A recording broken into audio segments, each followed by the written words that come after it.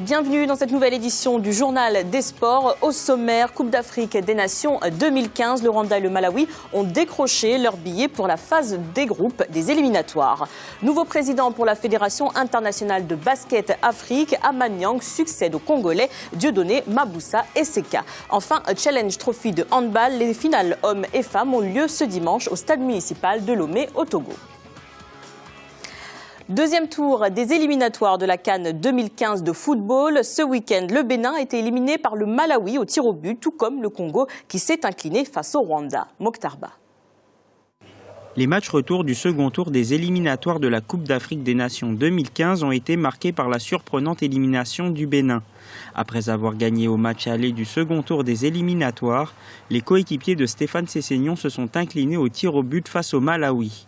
Les hommes de Didier Olé-Nicole reviendront donc à Cotonou sans avoir obtenu la qualification. Lorsque vous gagnez le match aller 1-0 et que vous avez un match retour à l'extérieur, vous n'êtes pas du tout à l'abri d'une victoire adverse. Donc ce n'est pas une surprise que finalement le Bénin se soit incliné. Je pense d'ailleurs que quand c'est comme ça, le véritable faux pas est lors du match aller, il n'est pas au match retour, parce que votre adversaire puisse vous battre 1-0 chez lui n'est pas tellement surprenant. Et je suis certain que les Béninois auront plus de regrets par rapport à leur match aller que par rapport à leur match retour. Le Congo, entraîné par Claude Leroy, n'aura pas l'occasion de fouler les pelouses du Maroc en janvier 2015. Les Congolais ont été également éliminés au tir au but face au Rwanda. Grâce à sa qualification, les Amavubi auront l'occasion de faire leurs preuves lors des éliminatoires de la phase de groupe début septembre. À 2-0, on n'est toujours pas totalement à l'abri, d'autant que le Rwanda, il faut quand même se rappeler que le Rwanda n'est pas si mauvais que ça, que le Rwanda a même peut-être tardé en route parce que des souvenirs pas si lointains doivent nous rappeler que le Rwanda avait été à la CAN de 2004 et qu'ils n'avaient pas été mauvais. C'est un résultat qui finalement n'est pas tellement surprenant non plus. De son côté, le Botswana a obtenu sa qualification faisant match nul face à la Guinée-Bissau après sa victoire 2-0 lors du match aller. La dernière phase éliminatoire, qui sera constituée de 7 groupes de 4 équipes, sera prévue pour le 5 et 6 septembre prochain.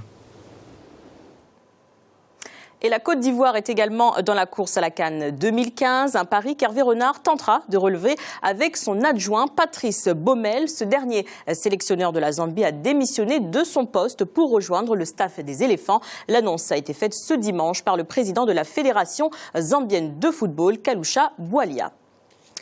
16e congrès de la Fédération internationale de basket Afrique. Vendredi, l'ancien ministre malien des Sports, Amanyang, a été élu président de la FIBA pour les 5 années à venir. Il était jusqu'à présent à la tête de la commission des finances de la FIBA depuis 2010. Notre éditorialiste Mohamed Traoré évoque une récompense pour cet amoureux du basket africain. Écoutons-le. C'est une récompense pour quelqu'un qui a vraiment œuvré, passé la majeure partie de sa vie à consacrer au basketball africain. On se rappelle qu'il a été président de la fédération malienne de basketball et c'était pendant cette période-là que le Mali a entamé beaucoup de réformes en matière d'organisation du basketball au niveau national, les tournois en fonction des zones. En termes d'équipe nationale, il a apporté beaucoup de structuration et c'est ce qui a permis au Mali de remporter la Coupe d'Afrique féminine en 2007.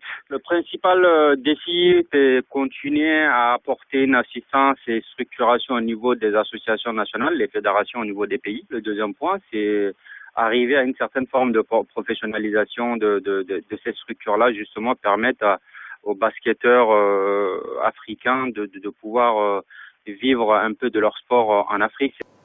Tournoi international de handball Challenge Trophy. La finale de cette compétition regroupant des juniors de la zone 3 a eu lieu ce dimanche à Lomé au Togo. Alors chez les femmes, le Burkina Faso s'est imposé 18-14 face au Bénin. Chez les hommes, les Nigérians l'ont emporté 38 contre 33 face aux Béninois au classement général. Chez les femmes, le trio de tête est composé du Burkina Faso, du Bénin et du Nigeria.